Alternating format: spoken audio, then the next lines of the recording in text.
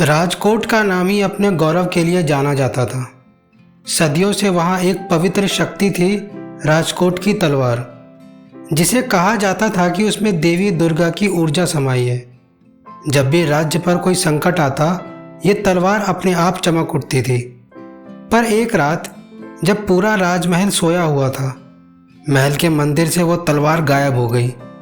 किसी को कुछ समझ नहीं आया। न दरवाज़ा टूटा, न पहरा टूटा, बस तलवार की जगह एक काले गुलाब की पंखुड़ी रह गई थी। राजकुमार का नाम अर्जुन था। वो दिल से एक साधारण इंसान था। वो न्यायप्रिय था, पर कम बोलता था। उसकी आंखों में एक अजीब ठहराव था, जैसे हर निर्णय से पहले वो अपने दिल से कुछ पूछता हो। पर उसके दिल में एक गुप्त ज्वाला जलती थी, राजकुमारी आरती के लिए। आरती पड़ोसी राज्य की राजकुमारी थी। बचपन में जब दोनों राज्य एक साथ उत्सव मनाते थे, तभी अर्जुन और आरती की दोस्ती हुई थी। वो दोनों रातों को महल की दीवारों पर चढ़कर आसमान देखा करते थे।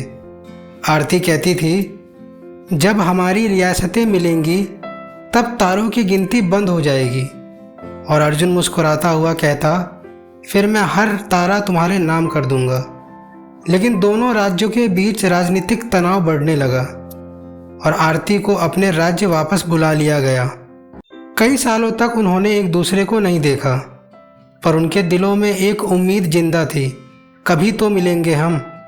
तलवार की चोरी के 3 दिन बाद एक रहस्यमयी संदेश मिला। तलवार पाना है तो राजकोट के पुराने मंदिर के नीचे जाओ, पर याद रखना वहाँ से लौट कर कोई नहीं आता। राज्य में अफरा तफरी मच गई, पर अर्जुन ने फैसला किया वो वहाँ अकेला जाएगा। पर जब वो मंदिर पहुँचा तो किसी ने पीछे से पुकारा, कभी किसी को अकेले जाने नहीं दूंगी अर्जुन। वो आरती थी। वो चुपके से अपने राज्य से निकलकर आई थी, क्योंकि उसे लगा तलवार की चोरी के पीछे कोई दोनों राज्यों के बीच दुश्मनी फैलाने वाला है। पुराना मंदिर अंधकार में डूबा था।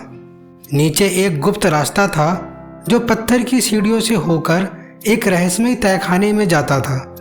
दीवारों पर पुराने योद्धा के निशान थे और बीच में रखी थी राजकोट के सेनापति विक्रम सिंह की मूर्ति, जिसके पैरों के पास वही काला गुलाब रखा था।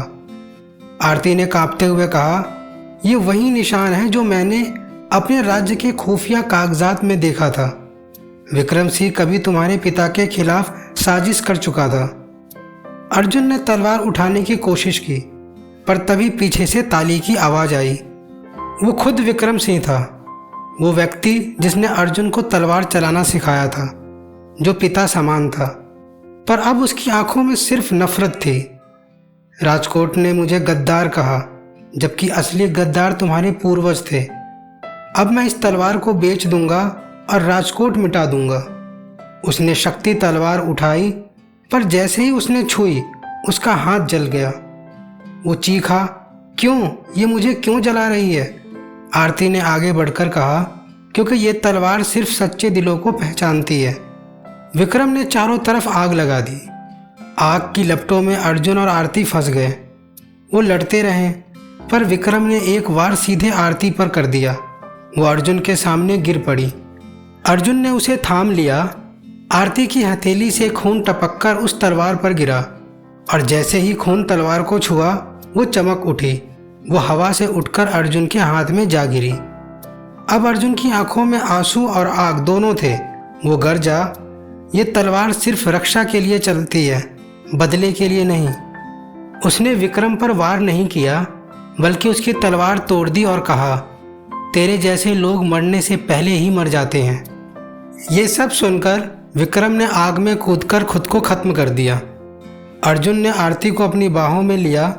वो मुस्कुरा रही थी, दर्द में भी शांति थी। अर्जुन, देखो, तलवार लौट आई। अब कोई हमारे राज्य को नहीं तोड़ेगा। अर्जुन ने रोते हुए कहा, तुम बिना मेरे कहाँ जाओगी? आरती ने आखिरी बार उसकी आंखों में देखा। मैं यहीं रहूँगी, इस तलवार में, तुम्हारी रक्षा के लिए। और वो चुप हो गई। अर्जुन ने तलवार को वापस मंदिर में स्थापित किया और आरती की राख उसी मंदिर में रख दी, तलवार के ठीक नीचे। कई सालों बाद भी जब भी राजकोट में कोई संकट आता, लोग कहते रात को तलवार चमकी थी, और जब कोई मंदिर में जाता है उसे हवा में आरती की आवाज़ सुनाई देती है। राजकोट सुरक्षित है। अर्जुन ने कभी विवाह नहीं किया। उसने राजकोट को न्याय और प्रेम से चलाया और हर युद्ध से पहले उसी तलवार के सामने प्रण करता, आरती, जब तक मैं जिंदा हूँ कोई तेरी धरती को छू नहीं पाएगा।